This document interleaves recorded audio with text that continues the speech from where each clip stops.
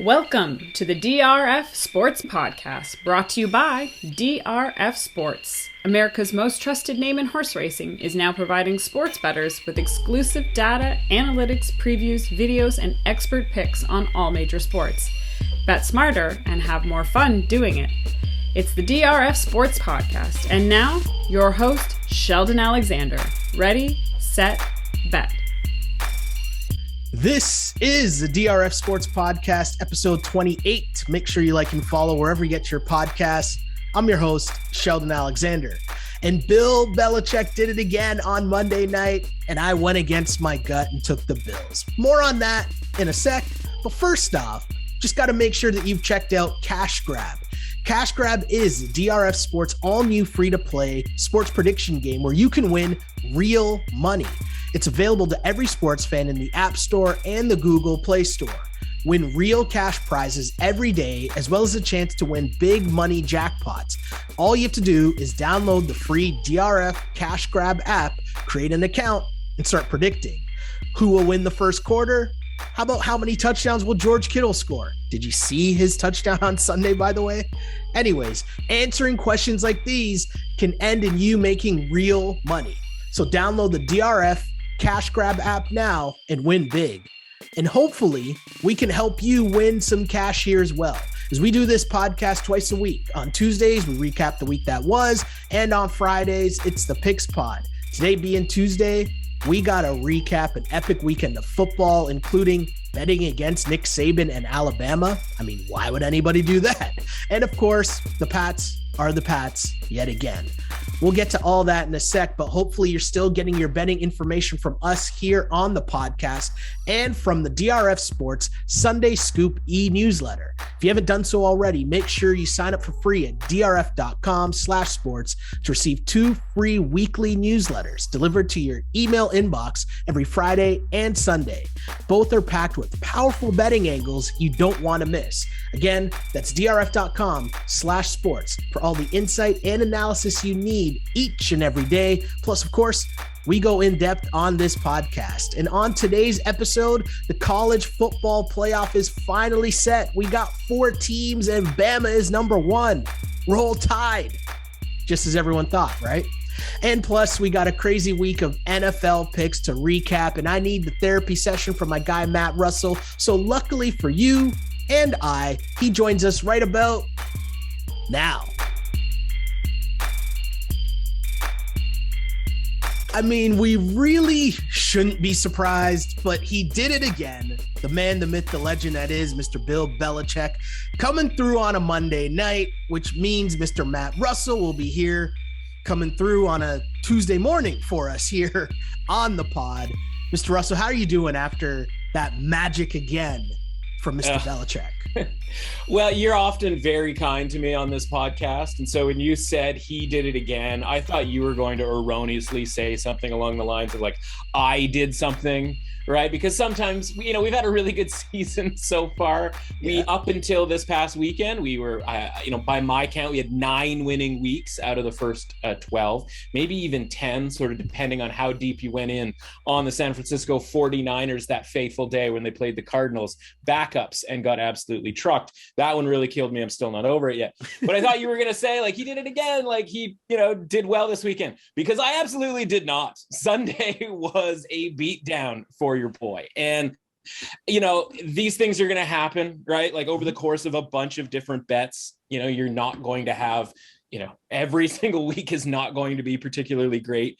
I was a little bit lucky, honestly, I went 3-6 on the podcast from Friday. Obviously not good enough, but we have enough 7-2, 6-3 type weeks that were more than okay. But, I was sort of crunching my numbers from a record standpoint today. And one thing that I think is a little bit interesting for everybody out there who are sort of trying to figure out, like, what's good, right? Like, what is, what's a good record, or like, how should I parse this? How should I bet? What should I do here? And the one thing that I found was really interesting, and the lucky part for me this week was those 3 wins. Now there's weeks where I will go like 8-3, and my contest record in the big Las Vegas contests that we talk about from time to time is like 3-2. And I'm like, oh man, out of those 8 wins out of 11 games, how did I manage to select the two losses? Why couldn't that be, 5-0, 4-1, something a little bit more commensurate with my overall record that week? And so I went and I looked at, obviously I know my record for the contest, and it's 41-24 for 63%. And that's excellent. And I've no complaints about that. We've put ourselves in position here with 5 weeks to go to make a run at the million. We'll see what happens. But then I sort of go, okay, let's broaden it out a little bit, right? And so I don't just give 5 picks on the podcast here. I give sort of my best bets all around. And those have been slightly worse, but still 72-48 for 60%, right? So you broaden it out a little bit, and the record from a percentage standpoint comes down just a touch. But again, if we're going to go 60% this year on NFL picks, like, there should be a parade outside my window. And then I broaden it out even further. And of course, I keep a record of every single game, whether I bet it or not. Sort of the thing that you are doing, right? With, I'm just going to bet every single game, or not bet every game, but pick every single game. And my overall record is 102, 90, and 2. And you go, okay, like, that's decent, but like, that's only quote unquote 53%. So that's just above profitable. But the point is that the more bets you make, right, the more you're going to regress to the mean, even if you're having a really good season the way that we are, where it's like the best stuff is 63, the sort of, very good stuff is 60, and the everything is 53. And so I'm content with those numbers. And over the course of all of those bets, I mean, just think about it though, whether you're looking at the 102 and 90, 192 games plus 2 pushes, 194 games, or whether you're looking at the 72 and 48, like, you can pull 3 and 6 out of there wherever you want, right? Like, you're going to have a 9-game stretch where you go 3 and 6. Like, that's just the nature of math, honestly, right? It's something that's 72 and 48. And so you go, okay, I look back and I break it down and I go, okay, like, what happened, man? Like what happened with some of these games? And you go, okay, well, we're pretty on it with regards to Seattle and Pittsburgh, pretty on it with regards, way on it when it comes to the Chargers. But like Atlanta, they're covering for 58 of those 60 minutes and then have all the backdoor potential. It was for the second straight week we got sort of burned on a team, the winning team, not being able to close out the game and kneel it at the end. They didn't get that last first down, just like Cleveland and Baltimore. And so if you take that and you move that from the loss column to the win column, all of a sudden 3 and 6 becomes 4 and 5. And listen, we'll talk about some of these other games, but like, you mentioned last night, if you told me the Patriots were going to throw the ball effectively 1 time in that game and then 2 other ineffective times, I'd have told you that the Bills should probably win that game and cover the spread, right? And so you sort of shrug your shoulders on that. We can talk about the Sunday night game potentially if you like. That game felt a little closer than the actual scoreboard was. And so it's just one of those weeks where the W's become L's that don't necessarily reflect that in the box score. And you just got to move on. Totally. And here's the thing that we talk about all the time, or one of the things that I've learned since you and I have been doing this over the last few years, is more important to me is the reads on the game. Right. And so if we start last night with the Pats and the Bills game, we talked about it on the pod on Friday. I said, this is going to be the game where Belichick is going to come with something. He's not going to show everything. And I mean, he didn't really show anything at all, right? Like, they literally just ran the ball over and over and over again. So if, as you just said, if you were to tell me that would be the game plan, that they're just going to run the ball every single time, I would take my chances with the Bills to win that game and cover fairly easily, like 100 times out of 100. Right? So when I sit back and I look and I'm like, okay, that's a loss, and that's a loss in the record, but like our read, or my read on the game, wasn't wrong. Do you know what I'm saying? It's like, yes, it's a loss, and I get that, and you don't cash the money and all that fun stuff, and I understand that. But bigger picture, when you're betting, as you said, when you're making picks on this many games, most important is the reads that you're having on these games, because you're trying to win more than you lose, obviously. Right. So it happens. And I mean, hey. So I host a Twitter Spaces right before the Monday Night Football game every week for our guys over at The Score.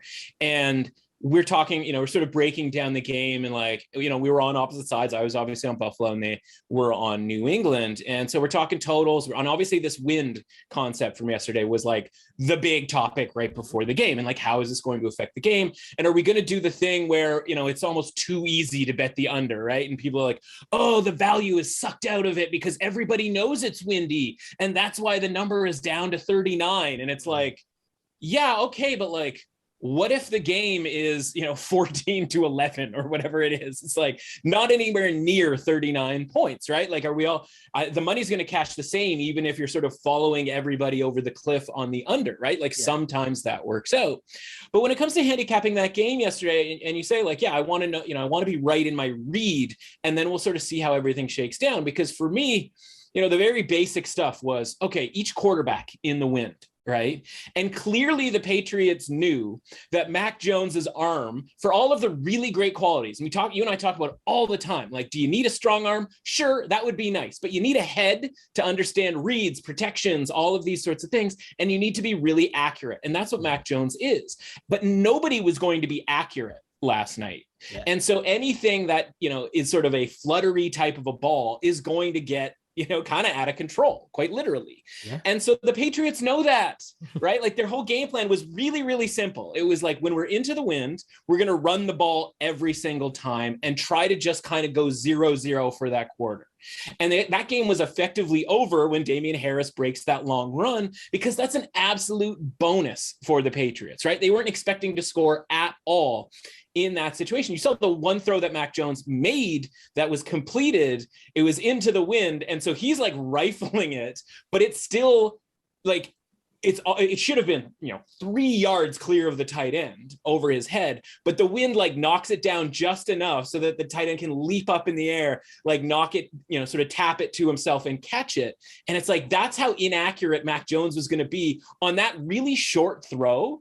What was he going to do the rest of the game if they had to actually throw the ball? And so getting out to the lead was absolutely paramount in that game for the Patriots. And even if they had missed the 2-point conversion and then maybe the Bills go down and score and it's 7-6 Bills, just that 1 point difference might have made a difference in the play calling entirely, but they never had to. They never had to go, okay, let's throw it a little bit. Meanwhile, the Bills, who have this guy, right, the fangs, we always talk about the swingers scene, right? They've got this fangs. You just don't even know what to do with them. And like Josh Allen, it's just like, let him rip the ball. I'm not talking like 40-yard bombs. They tried one. It got caught up in the wind. Stephon Diggs had no chance of catching it. He was like a center fielder at like Old Candlestick Park in San Francisco. And like, I don't know where it's going to land. It's like, nobody does, man. Like, watch the punt return guy who tried to catch one. Like, he took it in the face. Yeah.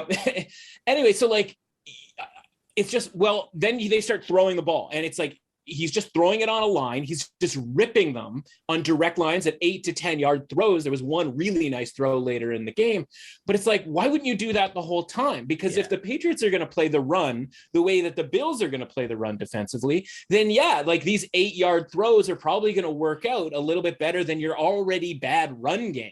Right? Like the Bills are never going to run on the Patriots, even if it was like a sunny day in September. They certainly weren't going to do it when they quote unquote had to do it. And so like the Bills got absolutely pantsed from a strategic standpoint, because Bill, like you said, and it's going to be so frustrating for the Bills, because not only do they have to watch the tape of them just getting it in the teeth, and again, listen, they stopped them a bunch of different times. The actual onus on that game was on the Bills offense, because the Bills defense did enough, even though they were told in advance, essentially, that the Patriots were going to run the ball. And like, you can't stop everything, because in the NFL, let's be honest, a lot of the run plays, the defense knows you're going to run it, right? Like a lot of in the NFL these days, right? It's, you go to the line, you've got a pass play called, and then they yell, kill, kill, kill.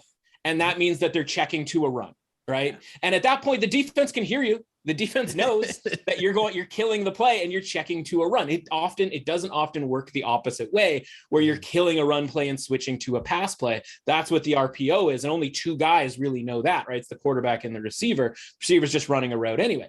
So the point is like most run plays are played to a defense that already knows it's coming. It's not an element of surprise type of thing. It's a block your man type of a thing, right? And so you can know that a run is coming, but if the blocking is tightened up, it doesn't matter. Like the run play is going to work. Now, sometimes it works for 4 yards and sometimes a guy misses a tackle or takes a bad lane or something like that. And it gets 67 yards to the house like Damian Harris. But the point is like, I'm going to give them a pass here. I mean, listen, they gave up one big run play. Admittedly that like, I wish that hadn't happened, but beyond that, it was just sort of 2 field goal drives, I believe downwind. So I'm going to give the Bills defense a pass from that standpoint. The offense needs to be better. And so the problem for the Bills going into this next game is they can look at the defensive film and they'll just sit there and go like, well, they ran the ball like 40 times. They just ran like 7 different plays to either side. You know what I mean? Like, what film are we going to have from this game? Like, that's the thing. Like, Bill Belichick gets away with the victory and not showing anything, like you mentioned. Like, he doesn't show them anything on the tape. And now they'll probably play some like delightfully weathered New England game, right? There'll be like leaves. I mean, I guess it's already December and the leaves are gone, but like it'll be nice weather. And then all of a sudden, like Mac Jones will throw the ball a ton. And the Bills will be like, I don't even know like what to make of this situation, right? And so like they are screwed from that standpoint, because otherwise I was all ready to back the Bills potentially. I was ready to back whoever loses this game in the second game a couple of weeks from now.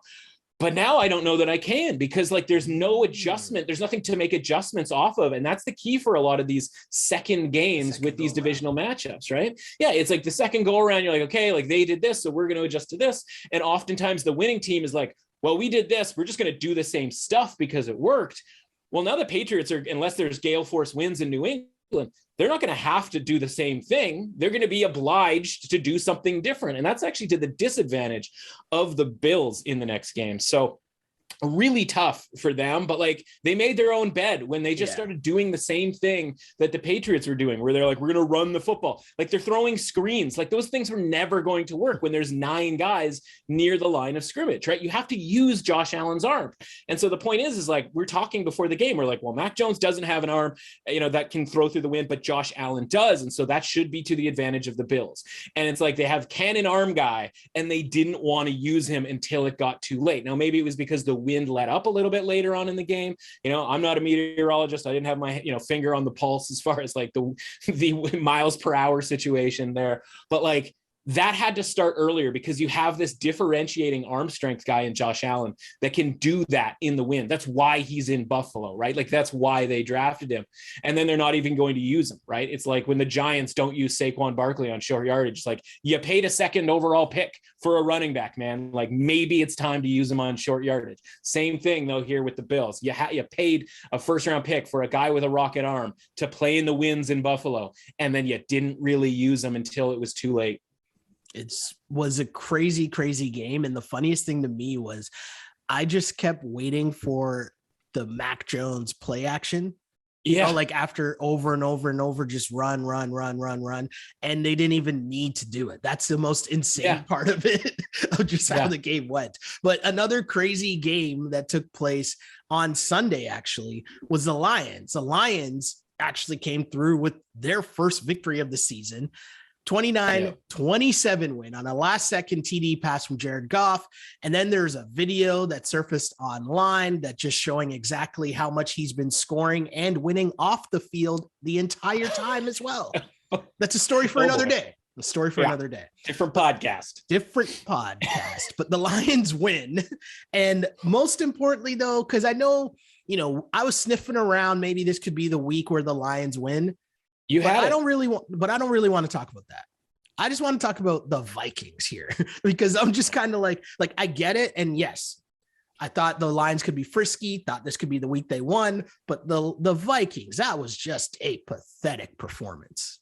Yeah. And listen, again, no, and you don't want to talk about it. That's ridiculous. You nailed it. Like the thing is, like a lot of people will just sit around and like keep calling for a Lions win. And then when it finally comes, like, fire up the clip, right? Like this guy he called the Lions victory, like amazing, right? Like the only time I'm pretty sure the only time I've written about the concept of the Lions winning a game this year was in advance of the Steelers game where they tied, right? Yeah. And so I'm like, okay, close enough, right? Like I feel like I called that. I came on the pod and I said, I know they didn't win, but I'm counting that as a victory, right? And so a lot of people just call that every week, and then eventually you're going to be right. Most of the time, I said to you last week, it's the Lions. They're fully capable of losing every single game. I sit here with a Lions over 1.5 wins ticket. So like I need one more from our squad, the Lions. I thought they would have had one in the last 3 weeks here. So we got our little fingers crossed going forward. But yeah, you're right about the Vikings. And for all of like, you nailing it with the Lions, obviously it's a different conversation between the point spread and winning the game outright. Right. And so a couple of different things. First and foremost, if you told me that Adam Thielen was going to be out for the game, which, first, second drive or whatever, a key element on third downs, red zone, all of those things that allow the quote unquote worst team to stay in a game. If he's just out of the mix, well, I mean, I think that matters to the point spread. I think that matters to the money line probability, and that matters to whether or not I'm going to back the Vikings, because then you watch Justin Jefferson, who's just scampering through this Lions secondary like a Swiss boy through a meadow. And you're just like, yeah, like this is the Lions defense that I've come to, understand. Yeah. And that's why we're on the Vikings. And if he had his other running mate here, this game might be a little bit different. Instead of field goals early on, the Vikings wouldn't have necessarily had to settle for those, and maybe we got a touchdown or two, and instead of it being 6-0, maybe it's 14-0, and we have the quote unquote same old Lions. Then again, there's the end of the game and the Lions have the lead and they're going for it on fourth down. Now, a lot of people are going to beat them up because they didn't get it. And if they hadn't come back to win the game in absurd, dramatic fashion, we'd be sitting here going like Dan Campbell is an idiot and blah, blah, blah, blah, blah. Like all of these things, right? But it's all washed away because the Vikings decide to play off coverage, and not just off of the receiver, but off of the goal line, which is literally like rule number one is you just stand on the goal line and you make him from 20 yards away, throw it over your head and under the back line. And then, you know what I mean? If he can make that throw, you sort of tip your cap to him at that point, right? But they don't. They go, hey, I have 5 yards of end zone in front of me. Like Jared Goff can make that throw. Mac Jones in the wind could have maybe even made that throw. And so it's just, if that ball doesn't get caught, and we've seen a lot of like late game scenarios where, we saw it last night. What if Dawson Knox catches that pass in the end zone? Right? Like full on completely different conversation. And, the Bills win by 3 potentially. Who knows if they would have made the extra point or not, but they potentially win by 3, they cover and we go all's well that ends well. But Dawson Knox can't make a play. Nobody on the Bills could make a play other than that one Stephon Diggs catch for Josh Allen. And so what if, who's the guy's name? Amon-Ra St. Brown. Like, what if he doesn't catch the ball, right? Right? And we go, oh, like stupid Lions, like going for it on fourth down from their own territory, as if it was going to go that much better if they punted in that situation, knowing that the Vikings just needed a field goal, right? You could punt there and Kirk Cousins going to get 20 to 30 yards, right? With Justin Jefferson, again, like just roaming free. Throwing it up. Right? Like they had plenty of time for a drive. Like this idea that they shouldn't have gone for it because like that's an irresponsible, like that's just absurd. And so like it was very close to everybody just mocking Dan Campbell and the Lions, but so much stuff had to go right for them to win that game. And that's just in the history of the Lions, something that just never happens. So why am I going to necessarily feel bad that I thought the Vikings could win? Obviously, I'd rather have not bet them at -7 on the point spread. But if I had known that Adam Thielen was not going to be available for the vast majority of the game, I wouldn't have. Exactly. Yeah. And I mean, you're also talking about a team that ran probably the 2 worst like 2-point conversion plays I've ever seen. Like I just didn't, I was just like, wait a second. Did you just run like a dive play? Like it was just like, what is happening right now? But anyways, and it's not, this wasn't a Bill Belichick like coaching performance from Detroit, right? This was just the Vikings, a combination of misfortune and then just insanely bad defensive strategy at the end of the game. Right. Yeah, like that's kind of it. It's like Zimmer, like, aren't you supposed to be a defensive guy? But anyways, whatever. Yeah. If he loses on Thursday, he's gone. I mean, yeah. He probably would be gone. Honestly, if they didn't have a Thursday night game, we'll get to that in a little bit. Like he probably would be fired, right? Like they're not going to fire him on a short week. Totally fair. Yeah. Just ask Matt Nagy, right? But as you go from the Chargers and Bengals, and this was a wild game as the Chargers got out to a very early lead. We were heavy on the Chargers in this game for the record, in a week that didn't really go so well. We're going to be out here to talk about the things that did go well. Right. The Chargers come out with the 41-22 victory. The Bengals did make a little move there somewhere in the middle. Joe Burrow's finger was a little hurt. Jamar Chase, who's on my fantasy team, giving up touchdowns somehow. I don't know. Either way, Chargers win and cover very easily. And the zigzag nature of the Cardinals, you were all over. So what was it that actually played out in reality that you saw coming into this game? Yeah, the Chargers, right. So, I mean, just fundamentally, right? Like these two teams are about the same. Mm-hmm. They're going to play all of these games. Sometimes they're going to get blown out, and sometimes they're going to be in close games, and sometimes they're going to blow out other teams. They're both high variance teams. We talk about teams that play in a really tight range, like the Packers, like even the Steelers, even though that range is very mediocre, right? Like these two teams, you never know. Like the Chargers could pull a beat down or 3/4 beat down of the Steelers.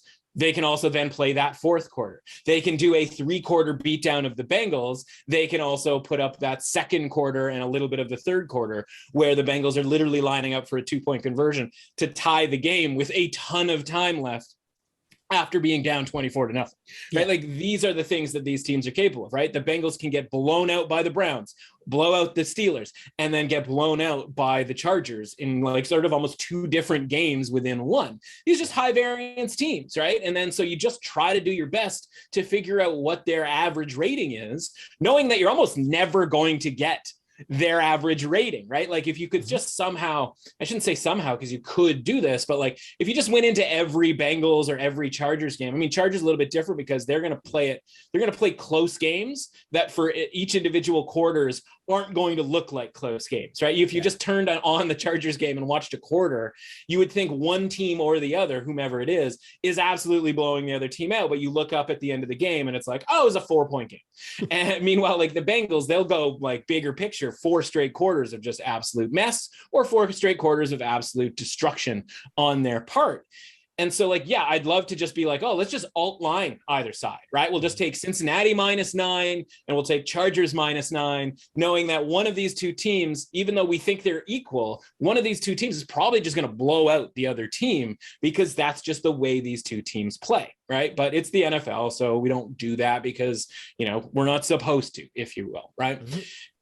But that's the point, right? Like there's these high variance teams that exist. And when they play each other, like the idea that we should even regard a point spread at all kind of doesn't really make any sense.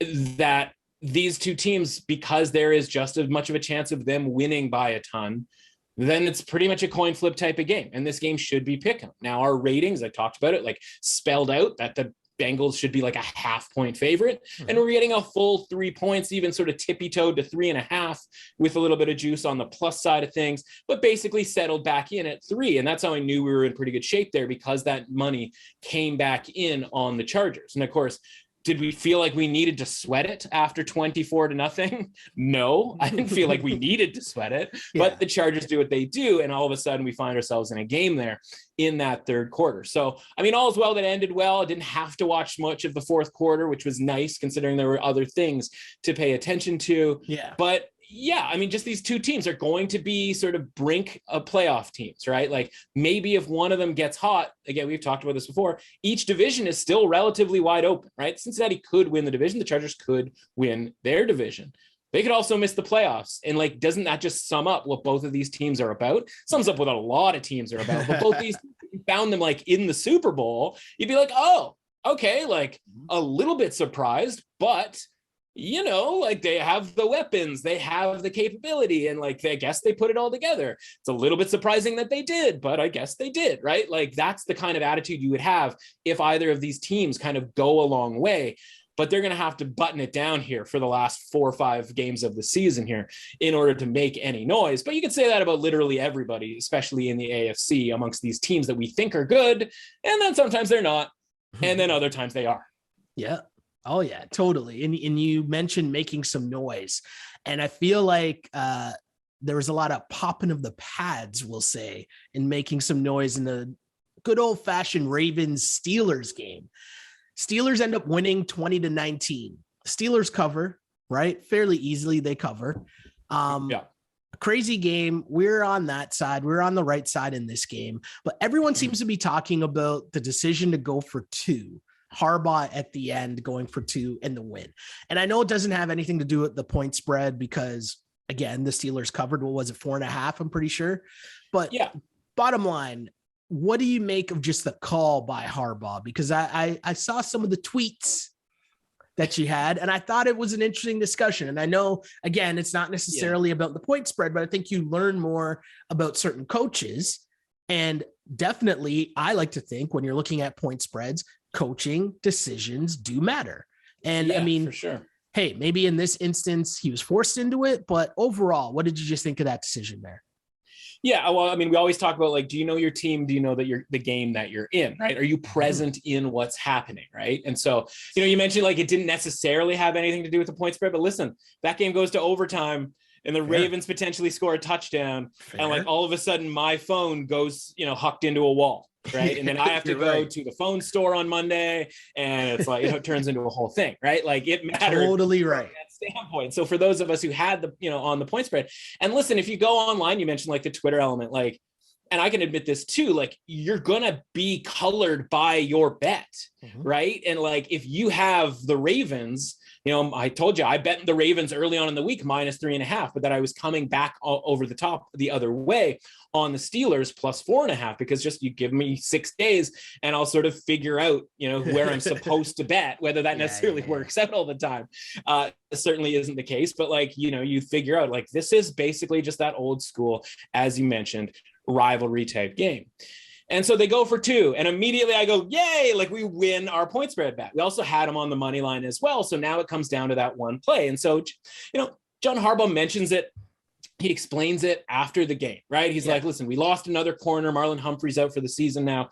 We don't have any corners left. They have just dog walked us basically down the field a couple of times. And he didn't say that. I'm adding that sort of potentially. But like if we go...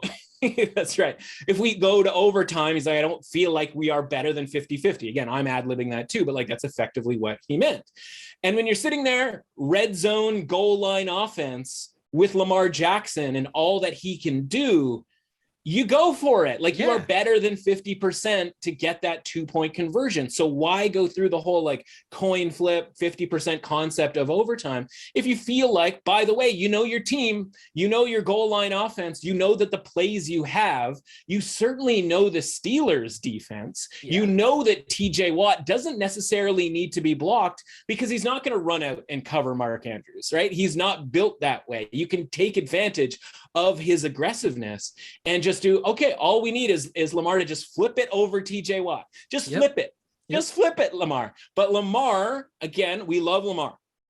Loose with the football and some irresponsible arm angles with Lamar, right? Like he had to do the sidearm, like, let's just tuck it right into Andrews there. And it's like, no, you just needed a little bit of air under that ball. Andrews pretty solid with, regards to with his hands. He's going to make that catch. He's huge, right? Like dudes are bouncing off of that guy all the time. So even if he catches that on the one, he's just going to lean in and he's going to score that. Like they designed the play that honestly is going to work 90% of the time, right? Like when you watch that play, like unfold, you're like, I don't know how that didn't work. And it was literally because it was maybe an inch too far out. And as much as we say like Lamar and his arm angles, like it was still like an inch inaccurate, right? And again, Mark Andrews comes out and makes that catch a lot of the times, even off of the sort of self-deflection. And so it's the right call based on the game circumstance, everything that you're watching where the Steelers offense after 3 quarters finally looks like it can move the ball. That's not a coincidence, right? The Ravens defense tired, injured, backups all over the field, all of the reasons that we like the Steelers in the first place to cover this game, right? And so John Harbaugh is aware of it. He's present in the game. He knows his team, the personnel, and what they work on in practice and those goal line opportunities, because he knows in the NFL, we always talk about defensively, right? Defensively, teams in 2021 are just trying to force field goals and turnovers, no giant plays, no touchdowns in the red zone. Well, to counteract that offensively, you're probably going to work on goal line and red zone offense a lot, especially when you have Lamar Jackson. So he's got a handful of plays there that he, quote unquote, knows that are going to work. And he just dials one of those up. And it's that play, I think, works 80 to 90% of the time. I just think it's a really great call. Meanwhile, I'm watching another game and it's coming down to the last bit. And I'm wondering if that coach is going to make that same decision. We never got to see that, but I don't know if you want to talk about your San Francisco 49ers, but I thought that would have been interesting to see as those two were playing out at the same time, what your boy Shanahan was going to do at the end there. I mean, Jimmy Garoppolo, I'm not saying that he never comes through because that's not the case. Like there are moments where he has led drives late, but I'm never confident about that. And so at the end of that game where they're not able to get the touchdown, it's like, yeah, I mean, bottom line, you should have, if you were actually serious about doing anything this season with what's left of this season, you need to win that game against the Seahawks. And you can't be in that position to begin with, to where you need the last second touchdown to tie the game. And hey, you had me on the Seahawks, right? Like we discussed this. Yeah. So, I mean, it's funny because those games are just like side by side. You're watching it all play out in the same way, right? Where the quote unquote better team gets out to a lead. And then it's like, well, the home team rallies, Seattle's actually trying stuff, right? Like Pete Carroll talks about, like, this is the game where we tried things. And it's like, Pete, it's been years, man. Like, feel free to fake a punt or run a double throwback, like flea flicker type thing. Like whenever you want, man. Like you didn't have to wait until you were 3-8 on the season going up against a division rival. We're glad that you did, because in these two games with division rivals, one team kind of like on their deathbed, if you will, and the other team showing some holes, as road favorites, like those two kind of went hand in hand. And so it's like, from a betting standpoint, it's the same handicap. Like you just got to go with both of them. You couldn't really, it wouldn't make any sense to pick one of those two, or like, take the Ravens in one game, but take the Seahawks in the other. It's like, it's kind of like, blackjack, right? It's you're on 16, right? You're either standing every time or you're hitting every time, right? Like you just have to roll with that. And over the course of time, it's going to play out mathematically in your favor. If it doesn't work out that one day, then okay, fine. In this case, it happened to work out in both cases the right way, where we ended up hitting and catching a 5 for the old 21 to beat the dealer. Well, let's stick with the Steelers here, because the Steelers have the Thursday night game as they are in Minnesota to take on the Vikings. And hey, those Vikings are 3-point favorites at home. I get why the Vikings are 3-point favorites at home, but like, I don't know if I can lay those points. I need to know about Thielen for sure. That's going to be very, very, very key. But I want to ask you something, because it's something we've talked about throughout this season, and it's home field advantage mattering for some teams a lot more than it does for others. With the Vikings, we've talked about that. It does matter, but does it matter enough to lay 3 points? It is sort of gross. But I mean, it's kind of gross with both teams. I think this number opened 3.5. Ooh. And I think initial instinct, a lot of people just grabbed the plus 3.5. They sort of swallowed hard and were like, yeah, I know the Steelers aren't very good, but right, like who's going to trust Minnesota at this short of a number? Now that we're down to 3, I've made a bet on the Minnesota Vikings. Do I love it necessarily? No. If I saw that it went up, let's put it this way: if Thielen gets drawn into the lineup, right, if he gets cleared to be able to play, and this number shoots up to 4, something along those lines, I'm probably apt to come back on the Steelers, right? Because as much as I think Thielen has value, obviously we're talking about the key number of 3 with the Vikings, a team that like is obsessed with playing 3-point games, right? And as much as like that game was a quote unquote 3-point game, the Vikings did have a 6-point lead or whatever it was, like in the end of that game, that forced the Lions to have to score a touchdown. So that was a close game that, again, one knockdown pass would have been a Vikings, 4, 5, 6-point victory. Yeah. To me, that's the spot here, right? Where like you and I talk about, right, the embarrassment index. The Vikings are right there atop the list right now in the embarrassment index, right? This is like the Bills after they lost to the Jags. Well, the Bills tightened it up and went to New York and beat the brakes off the Jets the next week because they were pretty locked in, having gotten embarrassed by just flat out losing to the Jaguars. Well, you just lost to the Lions, Minnesota, right? And like, we mentioned like his Mike Zimmer probably gets fired if they don't have the Thursday night game. But like, he definitely gets fired if they lose this game, right? Because on the flip side, the Steelers come in and like a Thursday night game on the road after you just like went like face to face, and I mean like collisions, facial collisions with the Baltimore Ravens. Like, how do you peel yourself off the ground even in victory? And in a lot of cases, it's more difficult to do so, right? Like we always talk about, you ever always hear the term, the Mike Tomlin raw cheerleading spot, right? Where he gets the motivation into these guys and they end up playing better and competing in these games that you don't think that they have a chance to compete in, whether it's Mason Rudolph at the helm or Duck Hodges at the helm or a mega wash Ben Roethlisberger. By the way, Ben, kudos to you for leaking that you're going to retire at the end of the season. Like, we didn't all already know this. Even your boy Booger McFarland probably had this figured out, even though he's probably got Ben Roethlisberger on his Pro Bowl ballot.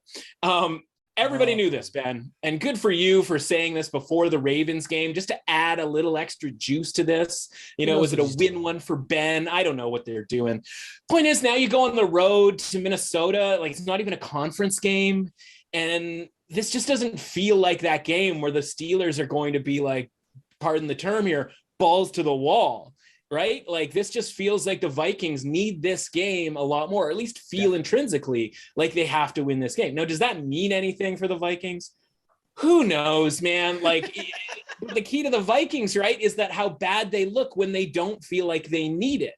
Yeah. And they trick themselves all the time into thinking that they got this. And they almost never got this. Yeah. Right? They got this against Cooper Rush. Nah, you didn't, right? We got this, even though we're underdogs to the 49ers. Nah, man, you don't. Just because you beat the Chargers the week before, no, I'm sorry, you don't got this. But where they do have success is when people aren't expecting anything out of them, like the Chargers game, for example, right? And so this just, to me, reeks like a game where the Vikings actually win and they save Mike Zimmer for another, week, maybe for the rest of the season. And then all of a sudden, it sets up the Packers game, that second game down the stretch here. I don't know if that's even going to matter at this point.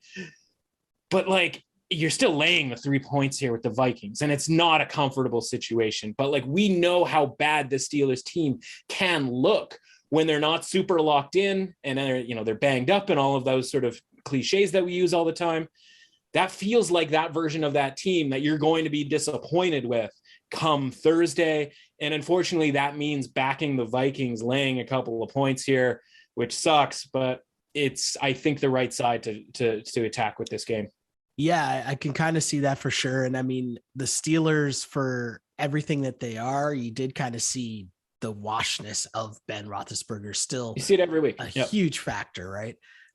So yeah, I like that lean so far, looking at the Vikings at -3. Once it goes above that number, if Thielen comes in, we can adjust accordingly. But that's right. Let's switch over to college football, because it was a massive, massive weekend of college football action as the conference championships all went down. We now have a final college football playoff set with 4 teams.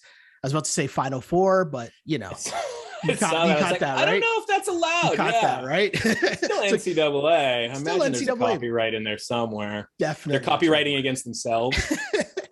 I mean, would we put that past the NCAA? Probably not. No, nothing past them.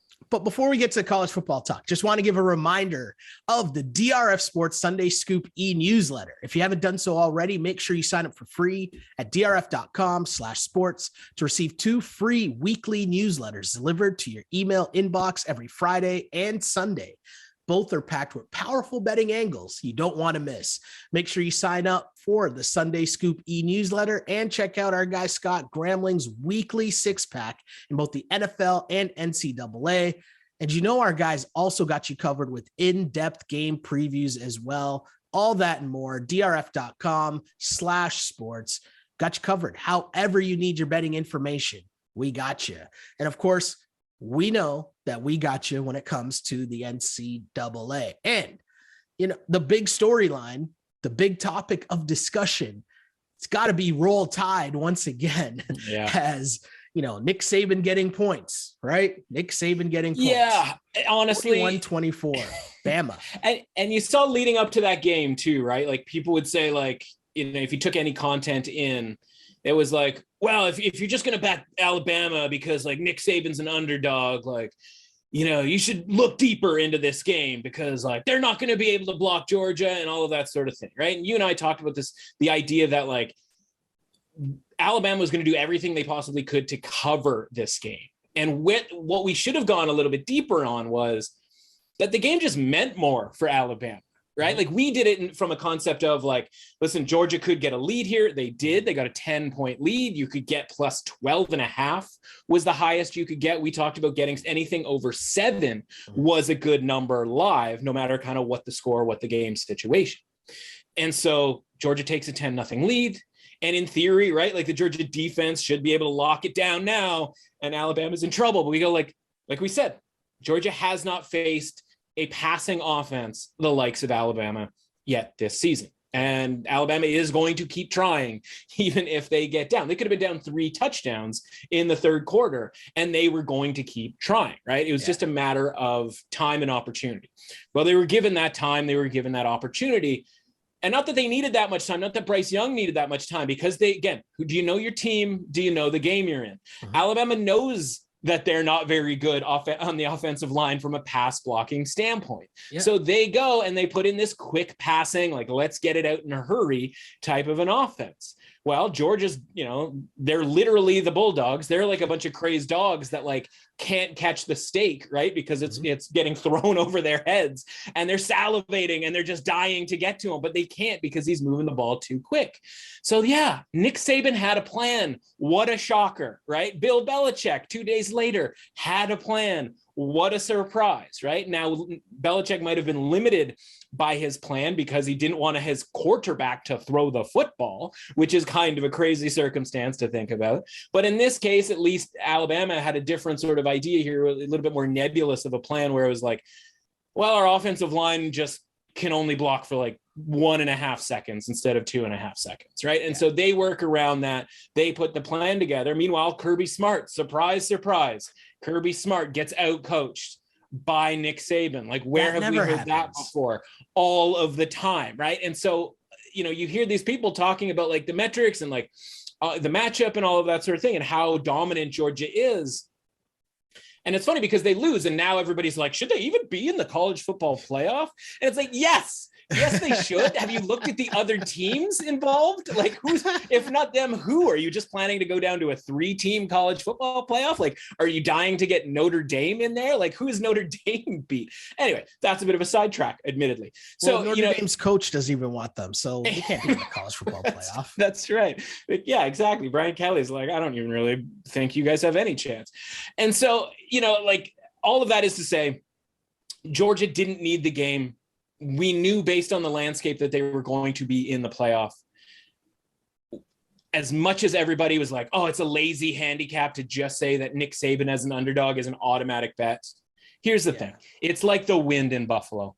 The under is an automatic bet when the winds are 35 miles per hour. Mm-hmm. It doesn't matter how low the total went and all of that garbage. Like, oh, you're too late on the point spread, right? Like you and I talk about that all the time, right? Like missing the line move. But like if it's still 40 points you need and it's 45, miles per hour gusts, you're not going to get to 40. And if Nick Saban is an underdog and you're getting plus 200 with Nick Saban to win a football game, you take Nick Saban to win a football game. Now, the problem is that whole diatribe was completely pointless because we're never going to get Nick Saban plus 200 ever again to win a football game, like ever again. It'll be interesting to see if they meet up again in the final, what the point spread will be. That's a sort of a big topic of conversation. How much of an adjustment? Obviously, you would never make it 6.5 again. Do you still make Georgia the favorite? All of these sorts of things that we'll cross that bridge when we get to it. But a lot of action on Saturday, and that was certainly the most interesting thing from a betting standpoint. Yes, we do. And I mean, I'm going to assume that if you're listening to this podcast, you already know, but I'll just say it just in case. Alabama at number 1, Michigan at number 2, Georgia at number 3, and Cincinnati rounding out the top 4. And we should talk our Bearcats, man. You were all over the Bearcats. You had them as you were picking sneaky teams at the start of the season. So pretty cool to see. But I really want to talk about your sneaky Heisman picks because that was also a topic of discussion for the whole season. But it seems to be going a different way. Well, listen, so it would have been interesting to see if Georgia had played a really good defensive game and shut down Bryce Young the way, all of the people out there thought that they might, because then Kenny Pickett is dropping the fake slide on people. And of course, people have to get worked up about that. You didn't like the fake slide? No, not a fan of that. Okay, so here's the thing. I don't love the fake slide in general. I don't know that he planned this fake slide. I think he was actually going to slide, and then he saw that the Wake Forest defender, by the way, all Wake Forest defenders are terrible. I don't know if you caught their defense at any point this season, but that guy at the back, right? The guy running from behind, like that guy was just running. Like that wasn't anything. The guy coming towards him had already stopped, had already let up, and he could have taken 3 more steps. Like people say like, oh, that guy would have, if he had kept running, he would have knocked his head off. And like, you're inviting a personal foul. It's like, no, he could have taken 2 more steps and then like hit him appropriately, or still had enough time to get out of the way if Pickett did slide. That guy stopped long before Kenny Pickett went into his slide. Yeah. And so I think Pickett literally made the last millisecond decision when he looked up and he saw the guy just standing there expecting Pickett to slide. Like, you still have to play defense. You still have to actually play defense and not necessarily expect that player to slide, but be prepared if he does. And so if you have 2 more steps before you even get close to the quarterback in this situation, like, that's on you. You got to take those 2 steps and make him slide, right? You can't just roll out a red carpet and go, well, hopefully he'll just stop for some caviar halfway to the end zone, right? So I love that play. I think that was a completely fine play. It's certainly well within the rules. We see quarterbacks and different players do different things that are on the sort of brink of the rule book, if you will. And if the guy's not going to charge at you, if he's just going to stand there like he's going to take a charge, then like, no, man, like drop the toe drag on him and take it to the house. And so he does that, throws a couple more touchdowns, and obviously it's all moot, but he did get invited, right? And crazily enough, right? You remember 3 weeks ago when Kenneth Walker was the Heisman favorite and had 200 billion yards and all of that sort of thing? My guy doesn't even make the ballot at this point. Well, he made the ballot. He doesn't make the final. He doesn't get the trip to New York. So Ken Fest is canceled, unfortunately, even though Kenny Pickett gets to go. But all of it's moot because Bryce Young was outstanding against Georgia. I tip my cap. You win this round, Bryce Young. Society wins again. The favorite the whole year gets to win the Heisman because he's the quarterback of Alabama, and of course had the game plan and executed it against Georgia. Mea culpa, Bryce Young. Congrats everybody on your plus 150 Bryce Young Heisman tickets. That's no fun. We got a 40-1 ticket to New York, right? Like, what can you possibly ask for? And I'm not surprised given how the season went, but Desmond Ridder, quarterback of an undefeated Cincinnati, our handicap there was well, at least he'll make it to New York. Yeah. And he didn't. How crazy was that they were that good without him having even a Heisman finalist type of a season. So kudos to Cincinnati. But we talked about, man, before the season, when you're picking these underdog type teams to make the playoff, Cincinnati's a 14-point underdog in the semifinal. Yeah. And if they play Georgia or Michigan, they're going to be a double-digit underdog to them as well. And so you can now just parlay Cincinnati through itself, right, at plus 400, plus 500 right now, and then plus 500 again, right? You're getting 25-1, and you didn't have to sweat the entire season and think that Cincinnati might take a loss at some point. So, again, that's why we don't bet these 60, 70-1 teams, because it's just not that realistic. Maybe Michigan has a shot, but I don't really think that's the case either. I think we're probably headed, as it would indicate by the point spread, to an Alabama-Georgia rematch. And you know what? I'm kind of okay with it. Yeah, not mad at that at all. Also not mad at college bowl season. And I got a bunch of questions for you here just in regards to bowl season. And I do want to get some picks. So if we can fit both of these things in, we're looking good here. But let's start off with some simple things like, do I bet college bowl opening lines, or do I kind of wait around and see how things settle before kickoff? Yeah. I mean, at this point, this is how fast this works, right? Where opening lines, even though it was 36 hours ago, they're all long gone. We are now in the meat of it's not even bowl season. It's pre-bowl season. And so it's this crazy event for hardcore college football sports bettors, those who are probably listening to this podcast, or maybe just even, starting to get into football betting, because it's different than, say, conference finals, right? Where it's like, okay, I know for a long time that Alabama and Georgia are going to be in this game.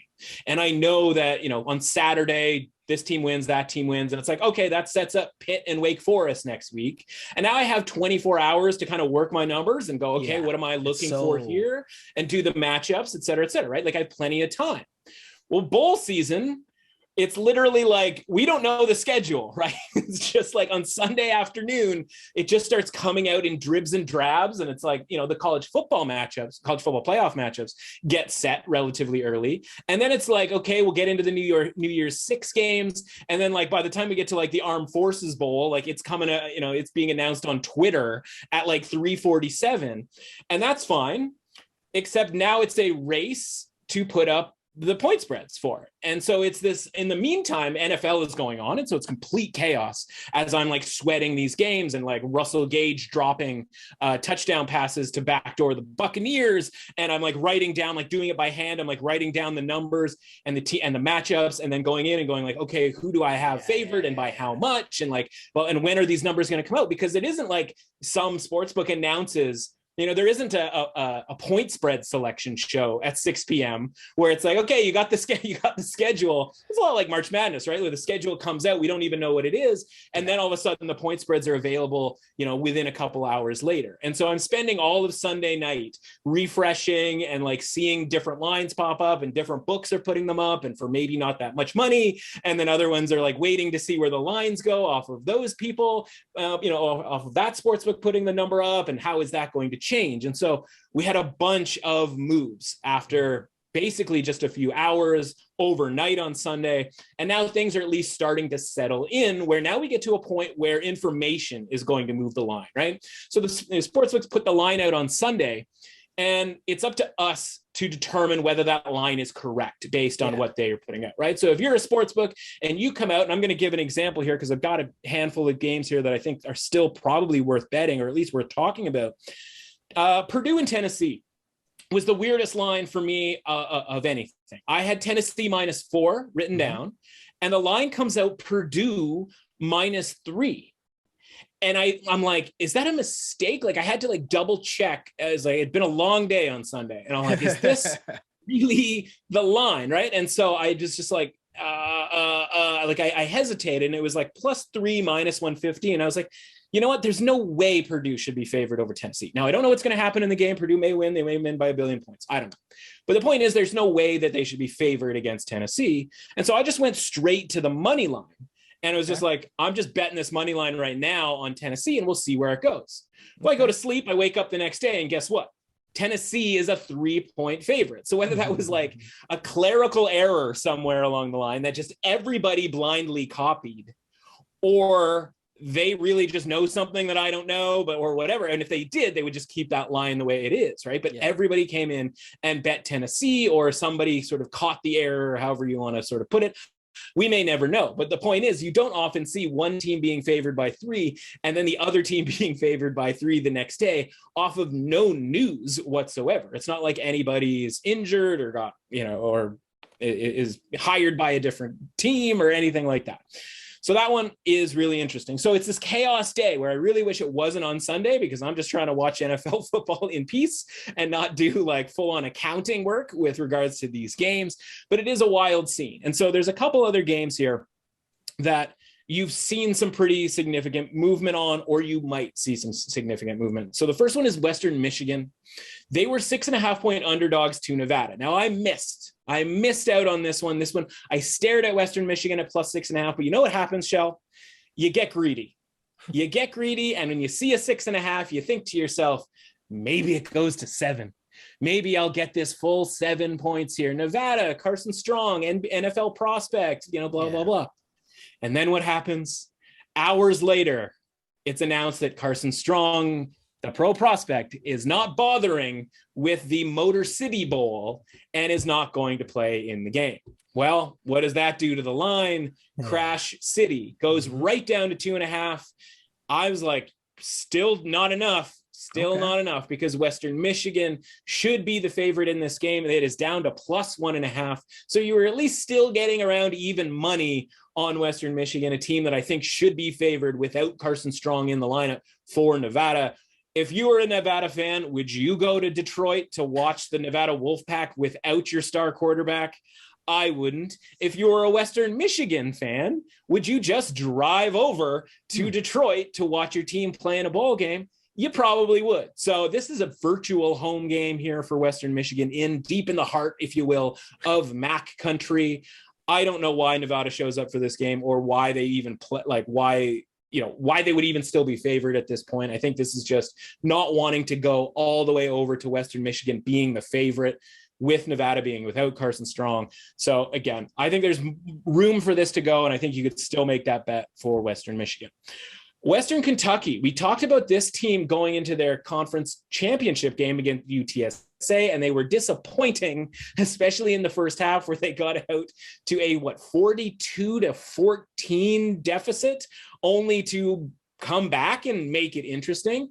But the point of that game is, or point of referencing that game is, they were 2.5 to 3.5 point favorites in that game after opening as underdogs. So money flooded in on Western Kentucky in that game when they were 2.5 point underdogs.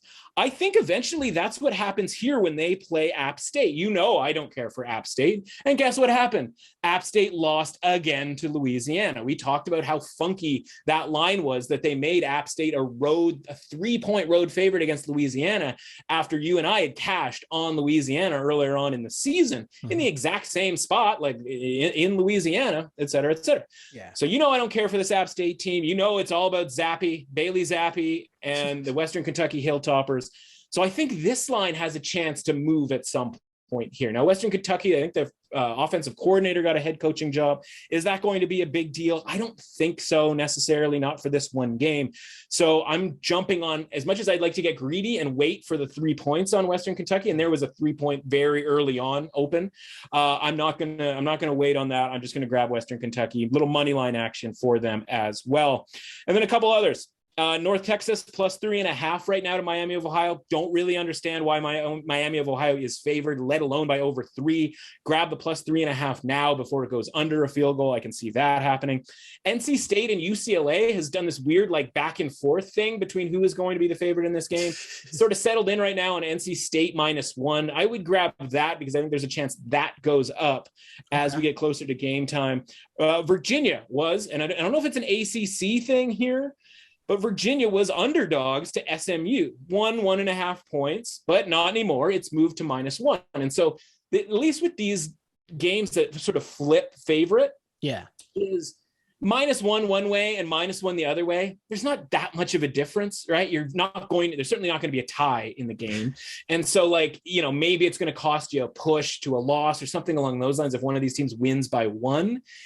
That's really unlikely. So at least we're seeing the line move, and we can follow that move without being, without having to feel guilty or vulnerable in much of a way here. So that this goes from +1 to -1. I think Virginia's the right side in that game as long as Brendan Armstrong's playing. No reason for him necessarily not to. Yeah. Iowa State, I think they're going to move. It hasn't happened yet. They're playing Clemson in the Cheez-It Bowl.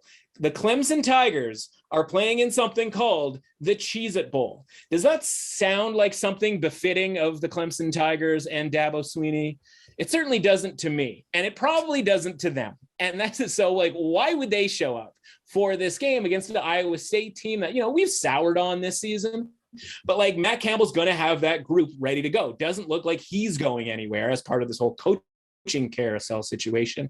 I think that garners a lot of gumption for the Cyclones, whereas Brent Venables goes to Oklahoma, the defensive coordinator for the Tigers. He's going to Oklahoma. I think that costs them sort of, this bowl game that I don't think they really care about anyway. So you can grab Iowa State +1 right now on the money line. I think they become the favorite by the time that game gets going. One of them that's really interesting here, Oregon +4 to Oklahoma. And this game was open 4, went down to 3. It was announced last night to no one's surprise. Actually, a couple of different announcements, but one was Kayvon Thibodeau, the star potential first overall pick in the draft for Oregon, not going to play in this game. I think we all kind of knew that, right? Like, I don't think there was any reason to move that line because that's why Oklahoma was a 4-point favorite to begin with. Mario Cristobal takes the job over at Miami. You could look at this and be like, well, what does this team have to play for? What does Oklahoma have to play for? Both these teams, I've seen their coach completely bail on them. I'm fine with taking the 4 points here with this Oklahoma team, or with Oregon against this Oklahoma team that just absolutely fell apart towards the end of the season. I don't know what reason they have for getting up for this game. I think Oregon has a little bit more to play for in this one. Mentioned the Tennessee game. Have to talk about Washington State, our Cougs. I mean, listen, this is totally me being biased for how often they won us money this year. But the Cougars are plus 2.5. Might even find ourselves some 3 here against Miami, who, by the way, like just threw their coach out the window, and now bringing in Cristobal from Oregon.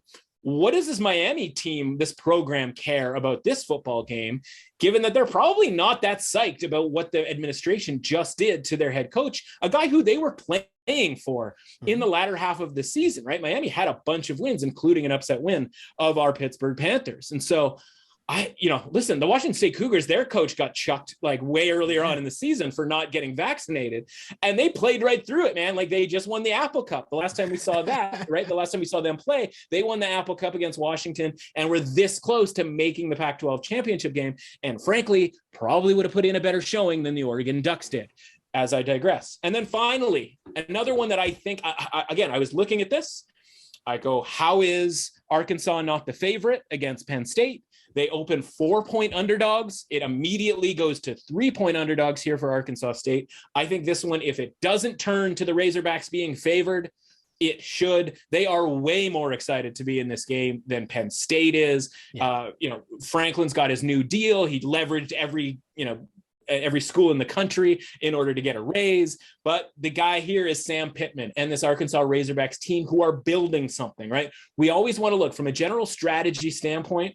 We want to be looking to teams who are in the process of building something, that are excited about going to an extra 2 weeks of practice before a bowl game, right? Because they are ready for next year already. Like, you've probably been on teams back in the day. I've been on teams where you're like, I want to keep playing with this group, right? I don't want the season to end because it's really fun, right? There are other years where you're like, man, I'm pretty okay with the season being done. Like, let's just call this, right? Let's just have this be a wrap. Yeah. Finding that like motivational angle is, to me, more important than like the trends that you see a lot, where it's like, well, this team's 1-6, and it's like different teams are different every year, right? Like, sometimes you want the season to keep going, sometimes you don't. And a lot of that has to do with preparation and how into practice you are going into the game. And so Arkansas is a team just like Washington State. Those are teams that are going to be excited to go to practice, I think, for the next couple of weeks, and excited to go to the locations where their bowls are being played, sunny locations, right? Like, it's going to be fun. Like, they want to do it. Clemson, why would they want to do it? Miami, why would they want to do it? They've got really nice locations already, right? Penn State, maybe, more of a wintry location, admittedly, right now. But like, what do they care at this point, right? Last time we saw them, they were losing to Michigan State in the mother of all snow games. So, a couple of different fades there from a general strategic standpoint. But there's plenty more to talk about, and we will over the next couple of weeks with regards to bowl season. It's a great time of year, bowl season, college football playoff, the NFL season winding down. And of course, we've got you covered here with all the picks as per usual, plus any other betting angles and information that you might need. But if you need even more of that from our guy, Matt Russell, where can the people find you online? Yeah, absolutely. At MRussAuthentic on Twitter. Everything that's happening is happening over there, right? Every article that I write over at The Score is going through there. Obviously, podcast links to discuss here with you, or any other appearances that I happen to make. And of course, our Twitter Spaces on Monday Night Football is, on Twitter, obviously, as well, that you can find through me over at MRussAuthentic. And then, as you mentioned, all of the different sports, right? In college basketball too. And, we get to chat on Tuesdays and Fridays, and there's not necessarily lines out for Saturday games and the rest of the games throughout the week, but, a couple of lines out right now for Tuesday night games. And, Michigan is going to Nebraska. They're 7-point favorites, kind of like Nebraska in that game, maybe worth a play there.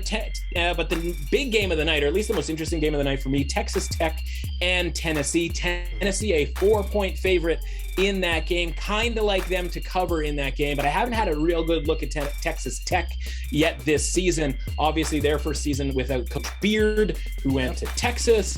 So I'm going to be keeping my eye on that game really closely. But the point is, hockey, NCAA, the stuff that we can't talk about on the podcast because time sensitivity purposes, all of that gets sort of sent out in pieces via the old Twitter sphere.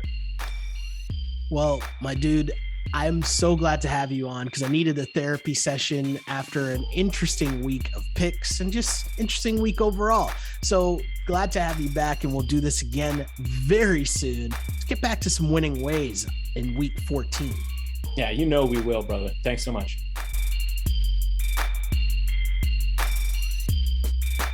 Thanks to Matt for coming on the pod. And if you want to follow me online, you can do so on Instagram at Sheldon Alexander and on Twitter at Shell Alexander. Like and subscribe to the DRF Sports Podcast wherever you get your podcasts. And for more on this brand new project for DRF Sports, if you're not familiar with the letters DRF, well, Daily Racing Form has been around for over 100 years, giving you all of the horse racing information, data, and analysis. But now they're taking over the entire sports world. So if you want coverage on every football game, as well as the NBA, MLB, and more, head to drf.com/sports for all of the details and insights, as the site has all of the data on every game, including offensive and defensive stats, betting angles, line movements, key injuries, head-to-head records, and team stats. The DRF data is what powers our power trends. So if you want to see which trends our analysts have selected, follow us on Instagram and on Twitter. And if you want access to all of the raw data, go to drf.com/sports. That's where you get the usual previews. Plus, we go into the games in depth on this podcast. Basically, however you want your betting information, we've got you covered. That's all I got for now on this, the DRF Sports Podcast. Remember to catch us every Tuesday and Friday. My name is Sheldon Alexander, and until next time, see ya. Thanks for listening to the DRF Sports Podcast. Please subscribe, rate, and review the show. For more sports betting advice, go to drf.com/sports and follow on Twitter at DRF_sports.